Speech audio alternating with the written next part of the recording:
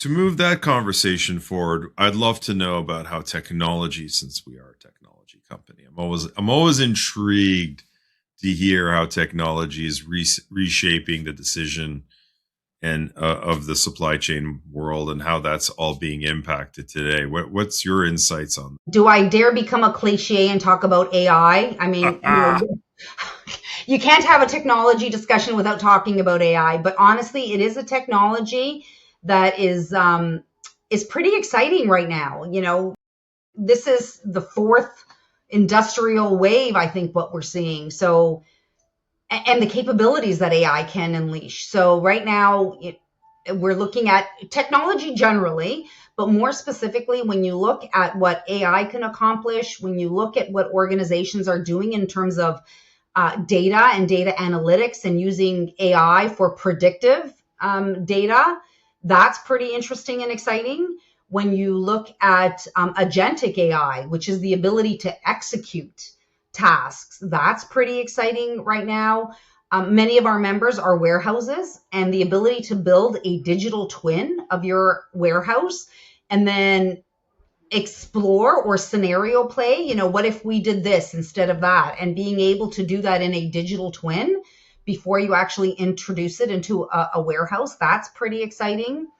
Even simple robotics. I know we all get excited about AI, but robotics and introducing robotics into warehouses and what that does in terms of safety and what that does in terms of cost savings. That's also pretty exciting. Blockchain, one of the early adopters of blockchain technology was the supply chain, creating this transparent transaction within a blockchain so that all the vendors could in real time see where their product was and at certain pivot points be able to pay an invoice. I think there are a lot of technologies right now that are pretty exciting and that are shaping supply chains of the future.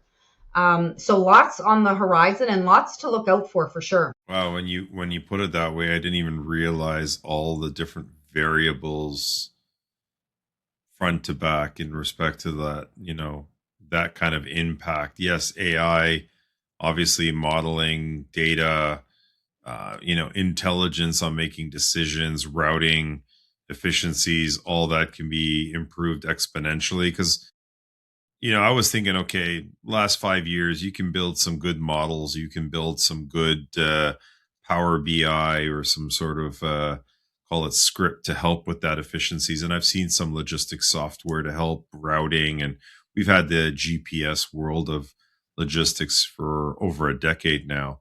But looking at, yeah, robotics, I think, seeing an Amazon warehouse and seeing how warehousing is moving into a robotic AI agentic.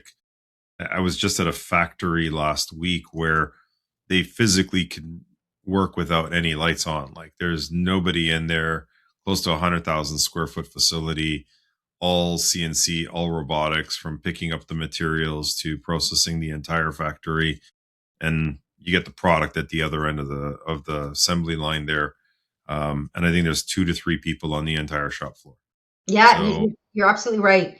I think you mentioned Amazon earlier, but Amazon at its heart is a logistics company. yes, We don't realize that, but the reason they're doing so well is they have taken logistics and created a competitive differentiator for them. Think about all the data they collect. Think about how they use that data.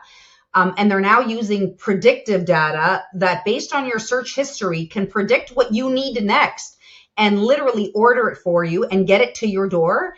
And they have found that there's a lot less returns with doing that versus not. So I'm pretty excited. I think about Walmart in particular. They just built a state-of-the-art distribution center in Vaughan that, yes. not only used sustainable principles in how they built that warehouse, but integrated automation, robotics, AI in all aspects of that distribution center. It's pretty exciting. That's a monstrosity, that building. I ride by it on my bicycle and I'm like, that's got to be like 1 million square feet. It is huge. I've never seen such a building. It's like bigger than an airport. It's so big. I'm looking I forward to getting a tour of it. Oh, you'll have to give me a call. I'd Yeah, enjoy piggybacking on that one. I'll be a dust in the wind type of thing. I just want to see what it looks like on the inside.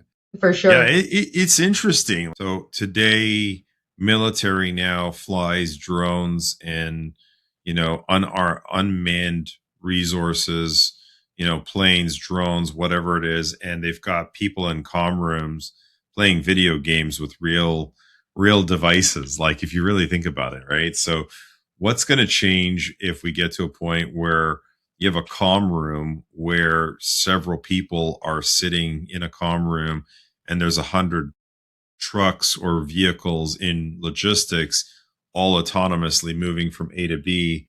And then if there is a, let's call it predictive episode or predictive security or whatever, not, that person sitting in a comm room with the TV goes red, that person can now manually take over the steering wheel or at least interface with that. I can see that almost becoming like a air traffic control system where all these vehicles are being managed by a call center type of thing and nobody's sitting in the truck anymore. So it's maybe not next year, but I can see definitely in the next 10 years where we're in that direction.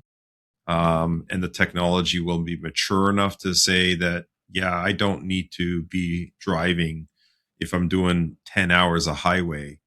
And I'm not now worried about, the driver falling asleep at 3 in the morning and weaving off the highway, as much as they're trying to enforce logbooks and safety and all that other stuff. Now it's more efficient. There's some reliability, and theoretically, the driver could be sleeping in the back, and you have full autonomous driving taking you to the next morning, and the person's a lot safer that way. So there's going to be an interesting intersection point with that Yeah, whole yeah, it's pretty technology world. scary, isn't it? And I will say that the technology's there. The technology has been there already for years.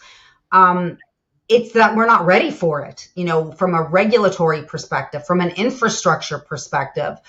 So the technology exists. We could be fully autonomous in the air, fully autonomous in vehicles, except that's pretty scary. And I don't know that we're quite ready for, a plane without a pilot in it. So it'll change the job. I think we'll probably still have a pilot in there overseeing it. It just gives us comfort, or at least it gives me comfort, I have to say. So it's not a matter of the technology not being there. Technology is there and exists. I don't think we're ready as a society yet for that. So we got a lot of catch up to do to be able to catch up to the technology. Yeah, especially for our generation. I think maybe the younger generation, the 10-year-olds, the 8-year-olds, there's already conversation that they may never grow up driving a vehicle because by then autonomous driving will be fully embedded and they'll be like, why do I need a driver's license? I can get into, I'll own my vehicle, but I'll just tell it like the Jetsons, take me to work and it's my Right. car.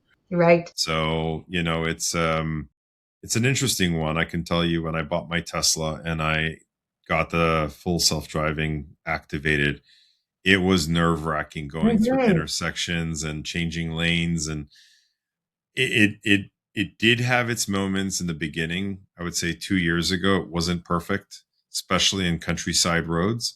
It did not know how to handle where there was no lines in the road and certain things on the side of the road. So that was definitely scary. But conventional roads where there's stop signs and street lights and in the city, I can see why it's appealing to sit there, turn it on, and read your news and get to your office stress free and not have to think about why am I stuck in traffic. So, Yeah, and the uh, transition period is going to be interesting, right? Because at some point we may get there, right? Whether it's 10 years from now, 20 years from now, we're going to get to a place where perhaps we are fully autonomous.